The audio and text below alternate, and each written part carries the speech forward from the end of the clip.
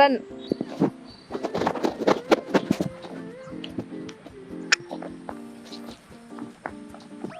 Puttu, one more round.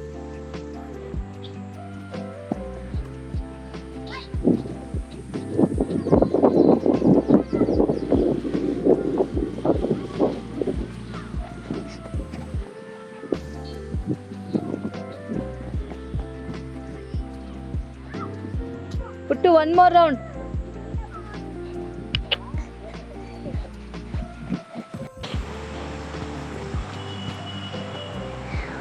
ಪುಟ್ಟ ನಿಲ್ಬಾರ್ದು ಪುಟ್ಟ, ಇನ್ನು ಪ್ರಾಕ್ಟೀಸ್ ಮಾಡಬೇಕು.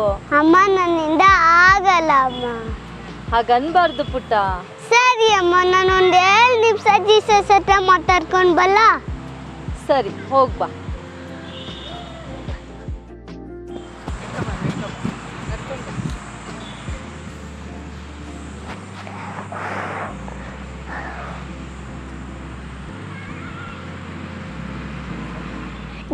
ಜೀಸಸ್ ಒಂದು ಹೇಳಿ, ನಂಗೆ ಒಂದು ಹೇಳಿ, ನಾನು ಯಾಕೆ ಇಷ್ಟೊಂದೆಲ್ಲ ಪ್ರಾಕ್ಟೀಸ್ ಮಾಡಬೇಕು?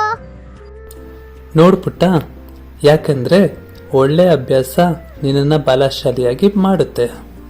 ಜೀವನದಲ್ಲಿಯೂ ಹೀಗೇನೆ ನಿರಂತರ ಅಭ್ಯಾಸ ಮಾಡೋದ್ರಿಂದ ಜಯಮಾಲೆ ಪಡ್ಕೊಳ್ಬಹುದು ಖಚಿತವಾಗಿ. ಆದರೆ ಜೀಸಸ್, ಕೆಲವೊಮ್ಮೆ ನಾನು ಸೋತೋಗ್ತೀನಿ, ನನಗೆ ತುಂಬ ದುಃಖ ಕೊಡುತ್ತೆ ಗೊತ್ತಾ? ನನ್ನ ಪ್ರಿಯ ಮುದ್ದು, ಗೆಲುವು ಅತ್ಯಂತ ಮುಖ್ಯವಾದ ವಿಷಯ ಅಲ್ಲ, ಆದರೆ ನಿನ್ನ ಕೈಲಾದಷ್ಟು ಪ್ರಯತ್ನ ಮಾಡೋದು, ದಯೆಯಿಂದ ಇರೋದು ಮತ್ತು ಎಂದಿಗೂ ಬಿಟ್ಕೊಡದೆ ಇರೋದು ಅತಿ ಮುಖ್ಯ. ಜೀಸಸ್, ಕೆಲವು ಮಕ್ಕಳು ನನಗಿಂತ ಸ್ಪೀಡಾಗಿ ಓದ್ತಾರೆ, ಆದರೂ ನಾನು ನಿಂಗೆ ಸ್ಪೆಷಲ್ ಆಗಿರ್ತೀನಾ? ನೀನು ಸ್ಪೆಷಲ್ ಆಗಿರೋಕೆ ವೇಗವಾಗಿ ಓಡಬೇಕಿಲ್ಲ.